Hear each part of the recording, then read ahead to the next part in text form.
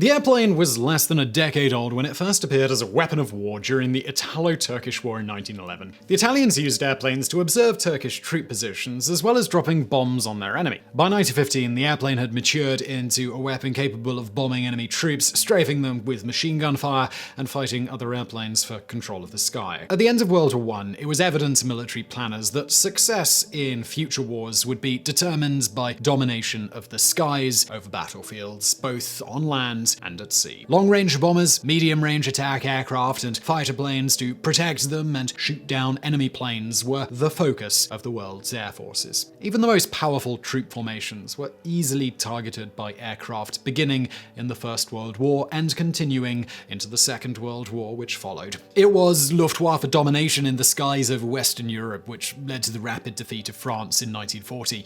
Air battles became relatively short affairs, with most fighter planes lacking sufficient fuel for extended engagements with the enemy. Nonetheless, history records numerous large air battles in which numbers of airplanes engaged their enemies for control of the skies, however temporary it proved to be. Here in the video today, 10 of the largest aviation battles in history. Number 10. Battle of Kursk. The 1943 Battle of Kursk is remembered primarily as being a massive armored battle on the ground, the greatest tank battle in history. Yet both the Germans and Soviets recognized early in the battle that it would be won by which side achieved control of the air.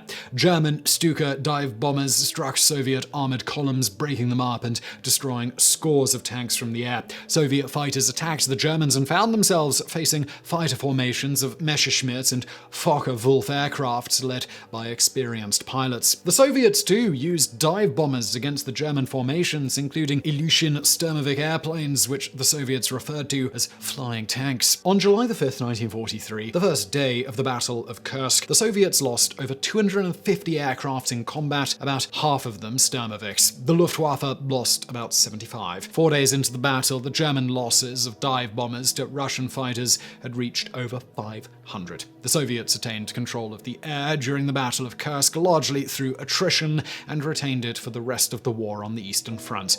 They paid a heavy price. According to Soviet records, about 1,200 aircraft were lost in the battle, while the Germans lost considerably fewer. Kursk broke the back of Goering's Luftwaffe after it had been bloodied in the earlier Battle of Britain. Number 9. The Battle of Britain. During the Battle of France, Winston Churchill denied a French request for additional British fighter squadrons to deploy over France. The British Prime Minister knew that he needed the airplanes for the defense of the United Kingdom after the French collapse in June of 1940. The move proved decisive. Britain's air defenses were strained to the limit during the Battle of Britain, with Fighter Command committing all of its resources to battling the Luftwaffe. British propaganda and Churchill's rhetoric created the image of the valiant few of RAF Fighter Command resisting overwhelming odds against the German Luftwaffe during the battle. In reality, fighter strength of the contending air forces was roughly at parity when the battle began in July 1940. The enduring symbol of the battle, the Supermarine Spitfire, flew fewer missions than the sturdy Hawker Hurricane, though as the battle wore on, Spitfires appeared in steadily increasing numbers. Both sides exaggerated the numbers of enemy aircraft destroyed during the conflict, as well as the success of bombing missions. The British began bombing German cities during the battle, although those missions are not considered as part of the Battle of Britain. The Germans failed to reach their goals, the destruction of Fighter Command and control of the air over the Channel. Their effort cost the Luftwaffe over 1,900 aircraft and 3,500 aircrew killed or taken prisoner by the British. The British lost about 1,700 aircraft, about 1,500 military casualties, and about 14,000 civilian dead. The Battle of Britain was a decisive victory for the British, the first major defeat of the Germans in World War II. Number 8. The Battle of Sin Mikhail. The Battle of Sin Mikhail, September 12th to the 15th, 1918, saw many innovations by the United States Army, including designating the day of attack as D-Day. The American Expeditionary Force, AEF, launched its first major offensive on the Western Front, supported by over 100,000 French troops. It also launched the largest combined air operations in battle ever seen to that time. The United States Army Air Service committed 28 squadrons to the battle, flown by American pilots pilots in French airplanes, mostly Spads. The air battle was for control of the skies over the German salient, which the ground troops advanced against. Additionally, aircraft bombed targets right behind German lines and strafed troops in the trenches. With support from the French, British, and Italian air services, over 1,400 aircraft of all types were deployed against the Germans during the battle. About 40 were flown by Americans, who completed over 2,400 sorties and engaged in over 140 air-to-air combats. Among them was Eddie Reichenbacher, who commanded the 94th Aero Squadron during the battle. Another was American Frank Luke, who, beginning on September the 12th, shot down 4 German aircraft and 14 observation balloons in just 10 missions. Luke was killed in action on September the 29th. He was awarded the Medal of Honor. The Battle of Sin Mikhail was a milestone in coordinated air attacks in support of a major offensive and a major victory for the Allies in the closing months of World War I. Number 7. Bakwa Valley, Lebanon. The air battle of Bakwa Valley between the Syrians and Israelis is known by several names, including the Bakwa Valley Turkey Shoot among the victorious Israelis. An operation of the 1982 Lebanon War, the battle was the largest fought in the air since the Korean War. Israeli aircraft, the majority of which were US-built F-15s and F-16s, destroyed over 80 Syrian aircraft, mostly MiG-21 and MiG-23, configured for ground attacks. The Israelis' main goal in the operation, which they dubbed Operation Mole Cricket 19, was the destruction of a Soviet-built surface-to-air missile defense network consisting of 30 launch sites situated in Lebanon's Bakwa Valley. It was an operation the United States watched with great interest. The battle, initiated by the Israelis on June 9, 1982, was a major victory for Israel, both against the Syrian Air Force and the SAM sites. When the Israelis launched their attack on the SAM sites, the Syrians responded with over 100 planes to defend them. Israeli unmanned aerial vehicles, UAVs, monitored the Syrian launches and reported them to airborne command and control aircraft, who vectored the attack pilots to their targets. By the end of the operation, 29 of the Syrian SAM sites were destroyed, at a cost to the Israeli Air Force of 2 damaged F-15s and the loss of 1 drone. The following day, US President Ronald Reagan persuaded the Syrians and Israelis to accept a ceasefire. Number 6. Battle of the Philippine Sea. The Battle of the Philippine Sea was a major naval engagement of the Pacific War, the largest carrier-to-carrier battle in history.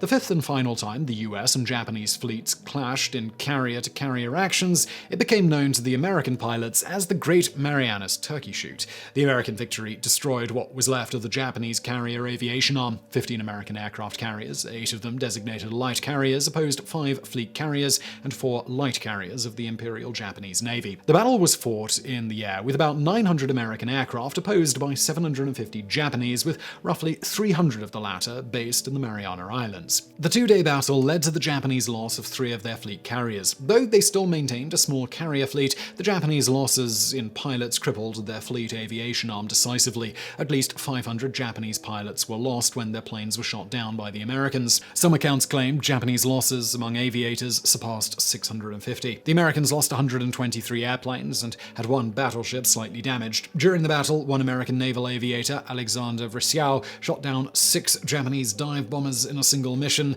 over a span of just 8 minutes of action. By the end of the battle, American naval and air superiority over the Japanese in the Pacific Theater was clearly evident. Number 5. Battle of El Mansoura. At the beginning of the Six-Day War in 1967, the Egyptian Air Force was destroyed on the ground when the Israelis attacked it from the air. Determined to prevent another such humiliation, in the aftermath of the war, the Egyptians built concrete bunkers on their air bases to protect their air force from another surprise attack. During the Yom Kippur War in 1973, the Israelis launched strikes on Egyptian bases. The bunkers and Soviet-supplied SAM sites prevented them from inflicting much damage. On October 14, 1973, Israeli aircraft numbering over 160 attacked several Egyptian air bases, opposed by about 60 fighters of the Egyptian Air Force. Losses and who won depends on which side of the conflict one chooses to believe. The Egyptians, who were commanded by Hosni Mubarak, claimed to have shot down 17 Israeli planes with losses of 6 aircraft, 3 of which crashed due to running out of fuel.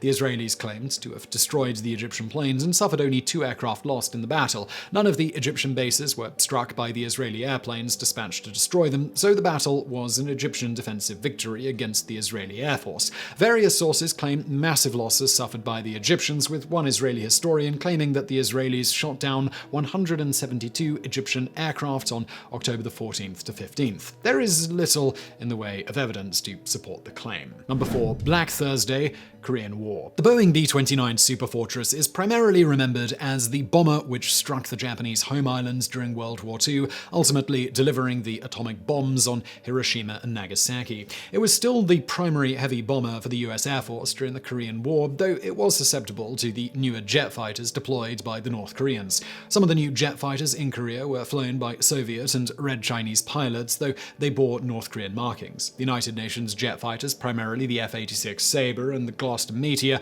were deployed against the North Koreans. On April 12, 1951, 48 B-29s were escorted by a force of American fighters when the formation was attacked by approximately 30 MiG jet fighters. Although the Air Force escorts were jet fighters, mostly F-80s and F-84s, they were not as fast as their MiG adversaries. The North Koreans concentrated their attacks on the slower B-29s and then outran the escorts. 10 B-29s were damaged by the North Koreans, with 3 shot down as nearly 200 airplanes swirled about the skies in northeast Korea, an area the United Nations pilots called MiG Alley. The United States Air Force pilots referred to the date as Black Thursday. The North Koreans suffered no losses of aircraft nor casualties, and the bombing missions of the B-29s during daylight were halted. Following Black Thursday, the B-29s flew only on nighttime raids and only in small formations. Number 3. Battle of Niss. In World War II, the United States Army Air Force operated the P-38 Lightning, a twin-engine, twin-tailed fighter and ground attack aircraft. The German Luftwaffe operated a twin-engine, twin-tailed aircraft of its own, the Focke-Wulf FW-189.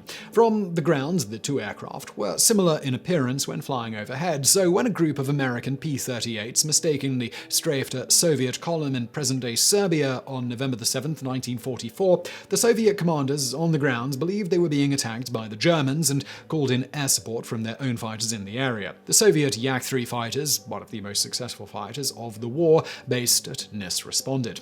The Soviet fighters arrived and attacked the P-38s from below. The Americans responded by fighting a defensive action. When a second group of Yak-3 fighters arrived, it too attacked the Americans. In all, about 27 to 29 Lightnings engaged an unknown number of Soviet fighters, with the Americans losing 3 P-38s. 2 American pilots were killed in action. The Soviets lost at least 3 Yak fighters, some sources claim 4, and suffered at least 60 casualties on the ground from the initial mistaken attack by the Lightnings. It was the only major combat action between the United States and the Soviet Union. In the aftermath, Allied and Soviet commanders established a line marking where and by whom combat operations would be conducted for the duration of the war. Number 2. Dieppe Raid. The Dieppe Raid was an attempt to seize a German-held port, hold it for a few hours, and withdraw. The operation was designed to gather intelligence on German defenses, response capabilities, and possibly obtain code books and other materials of use to the generals who planned the operation. Those planners expected strong German resistance, especially to the landings, and the RAF insisted it could protect the troops on the beaches as they advanced inland to capture the port of Dieppe. 5 RAF bomber squadrons were detailed to provide cover for the landings via smoke bombs, and 56 fighter squadrons assigned to provide air support. They consisted of Typhoons, Hurricanes, and Spitfires. The Germans responded with heavy resistance on the grounds, and the raid was an abysmal failure. Within 10 hours of landing, well over half of the 6,000 men who participated were either casualties or prisoners of war. The Luftwaffe conducted multiple attacks against the men on the ground, and the RAF protecting them. The RAF lost 106 aircraft during the operation, against losses to the Luftwaffe of 48 planes. The British also lost a destroyer and over 30 landing craft, as well as numerous vehicles and weapons ill-advisedly put ashore. One lesson from Dieppe was the need to ensure air superiority over the invasion beaches in subsequent operations. Number 1. Sunfjord Operation, Norway. By February 1945, it was clear to all but the most die-hard Nazis that the Germans had lost the war in Europe. Nonetheless, they continued fighting on all fronts. On February the 9th, British commanders executed an attack on a small group of German warships anchored in a Norwegian fort, the largest of which was the destroyer Z-33. The other vessels included a minesweeper and anti-aircraft ships armed with heavy flak guns. Some sources report Germany boats as well. About 44 Allied aircraft, including Beaufighters and P-51 Mustangs, launched the attack.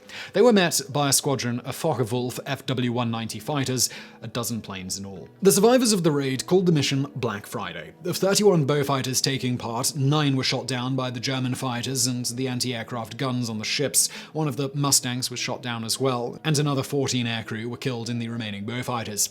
The Germans lost 4 aircraft and 7 sailors aboard the ships were killed. At least 2 of the returning Beaufighters were so badly damaged they were forced to land with wheels up, sliding to a halt on their bellies. The raid, directed by RAF Coastal Command, created the highest rate of combat losses of any it conducted during the war. The German ships suffered only moderate damage as a result of the attack. So I really hope you found that video interesting. If you did, please do smash that thumbs up button below and don't forget to subscribe.